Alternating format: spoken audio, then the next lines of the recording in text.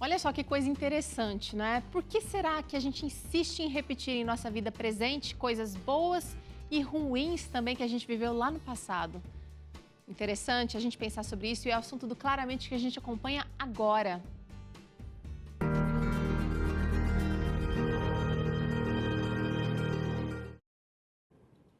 Olá, meus amigos, amigas que frequentam aqui, tem uma audiência no programa Vida e Saúde Claramente. Eu agradeço por sua audiência aqui, especialmente nesse momento do Claramente. Lembrando que o Claramente vai ao ar nas segundas, quartas e sextas-feiras, aqui dentro do programa Vida e Saúde para você. Intrigante como que repetimos em nossa vida adulta comportamentos que aprendemos em nossa família de origem, com o nosso pai, a nossa mãe ou quem cuidou da gente, mesmo sendo atitudes ruins com as quais sofremos lá na infância e na juventude. Podemos jurar que na vida adulta não nos envolveremos em situações dolorosas como vivemos no passado, mas mesmo assim a história pode se repetir de alguma forma. Como é que pode, não é mesmo? Vamos ver uma história real, claro, com nomes e outras características trocadas para não identificar ninguém e que fala desse assunto, de repetição no presente do que houve no passado.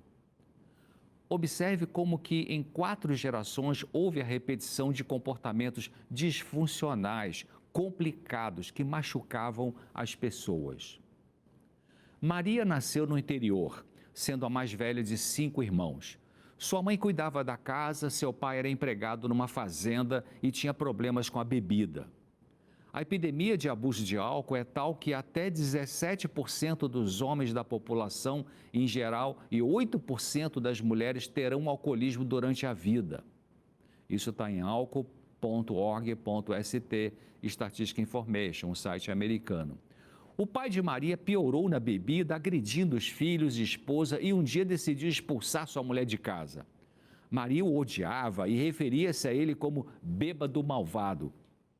Ela ia para um canto da casa quando tinha seus 8 aninhos de idade, tremendo de medo ao ver seu pai chutando os irmãos e gritando com a mãe dela. Quando ele berrava que a esposa sairia de casa, as crianças se agarravam na saia dela, suplicando para a mãe não ir embora. Mas ela saiu, ameaçada pela violência do marido. Alguns irmãos foram morar com parentes e Maria ficou com o pai, crescendo cheia de amargura e ódio por ele, pelo que ele havia feito com a família. Aos 20 anos de idade, ela se casou e ficou anos sem ter notícia desse pai. Um dia ele apareceu procurando por ela. Ele estava mudado, havia recebido ajuda emocional e espiritual e procurava cada filho para uma reconciliação. Ele estava realmente diferente e melhor. Maria havia jurado que não falaria com ele. Não usava mais a palavra pai se referindo a ele, mas dizia aquele cara. Ela não queria reconciliação, ela queria distância dele. Havia tomado a decisão de não ser igual a ele no lidar com seus filhos. Maria tinha 3 filhos agora e lidava com eles de maneira ditatorial, agredindo esses filhos com palavras duras, tão dolorosas quanto as que seu pai usou no passado com ela. E ela não percebia isso. Será que ela não percebia mesmo? Não queria perceber? Ela nunca perdoava, nunca pedia perdão. Ela implicava com Teresa, que era sua filha do meio, gerando nela revolta e rebeldia. Maria repetia com seus filhos os maus tratos que jurava que nunca praticaria por ter sofrido com seu pai quando ele estava na ativa quanto ao alcoolismo. Mas agora, com seus filhos, ela agia parecido com ele. Como é que pode, não é?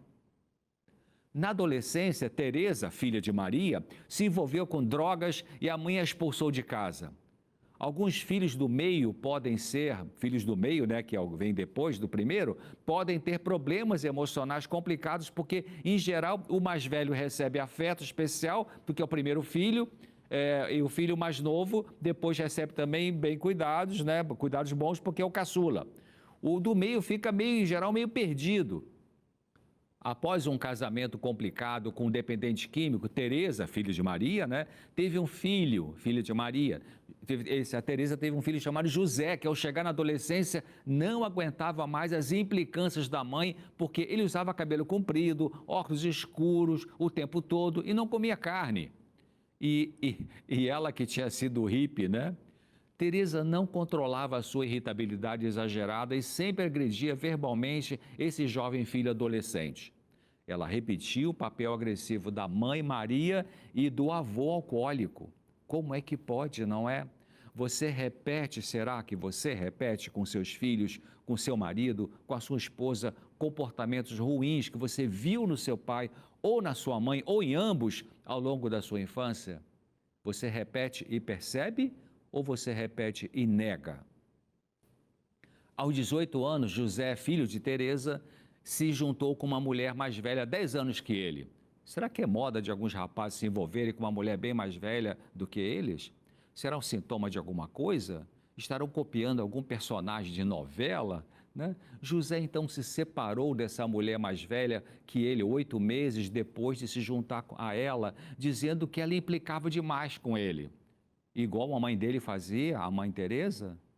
Será possível casar com alguém muito diferente do pai ou da mãe em termos de personalidade?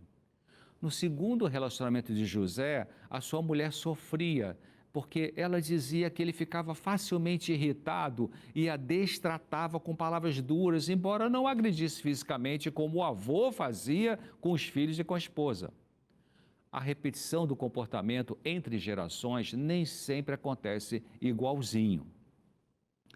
O pai de Maria, Maria mesmo, a sua filha Teresa, o filho da Teresa chamado José, 4 gerações e cada geração repetindo o mesmo comportamento emocional, com pequenas diferenças, é verdade, mas o mesmo problema central.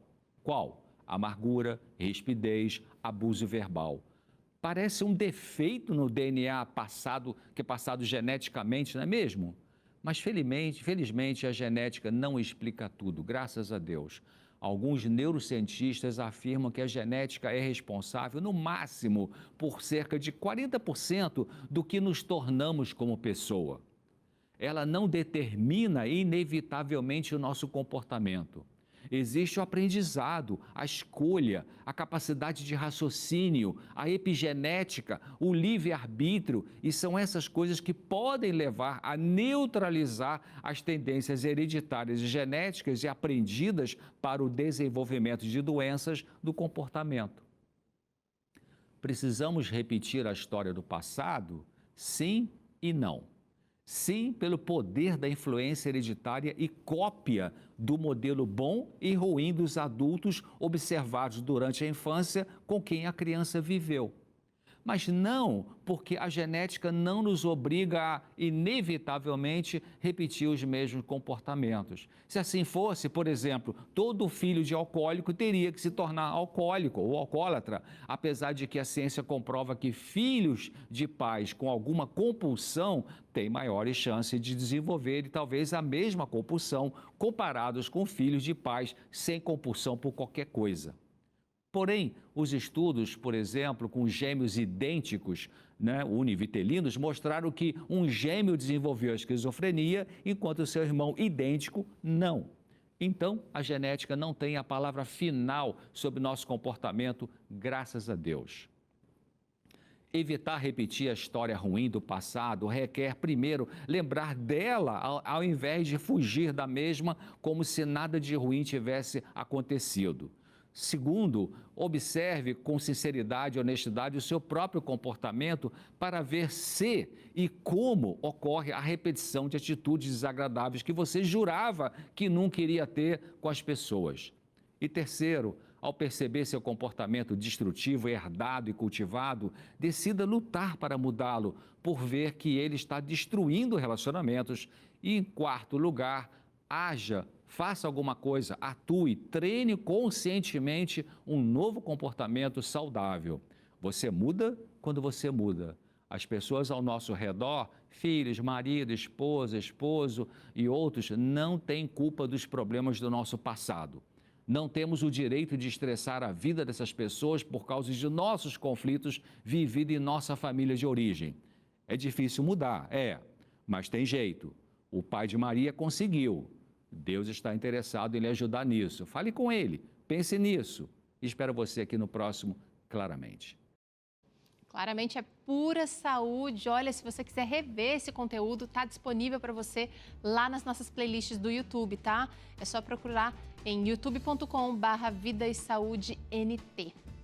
Agora é o seguinte, é um momento de super bom aqui. Eu quero oferecer os alimentos que podem te ajudar a deixar a carne. Você que já está buscando isso. A Superbom tem mais de 20 variedades de produtos para substituir a carne, como bife, carne vegetal, salsicha, linguiça.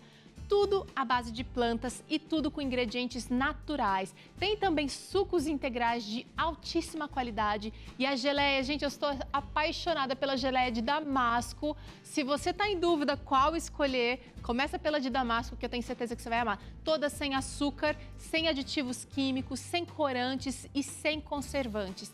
Tem os clássicos, né? Cevada, mel, suco de uva branco, muita coisa legal para você ter aí na sua casa para ter saúde. Agora é o seguinte, você deve estar se perguntando como é que eu faço para comprar os produtos da Superbom. Tá mais fácil do que você imagina. Tá vendo o QR Code que está aparecendo aqui na sua tela? Isso, agora pega o seu celular, aponta a câmera do celular como se fosse tirar uma foto para esse QR Code aí. Isso, agora sugeri um site aí para você, né? Se você quer abrir, abre, porque você vai estar agora podendo fazer a sua compra.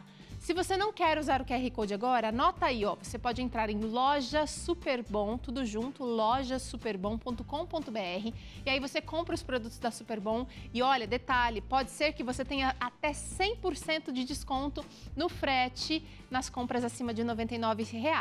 Depende da região que você tá, eles estão conseguindo mandar frete grátis para muitas pessoas.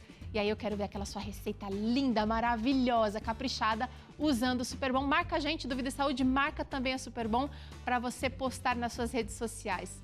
Superbom, 95 anos, levando saúde para sua mesa. É o seguinte, no próximo bloco, a gente faz um intervalo agora, você confere uma receita que usa um desses ingredientes daqui da Superbom, que é a salada de macarrão e abobrinha com hortelã. Receita que vai usar o queijo vegano da Superbom. Olha, receita sensacional. Logo aqui, depois de uns minutinhos de intervalo, a gente te ensina.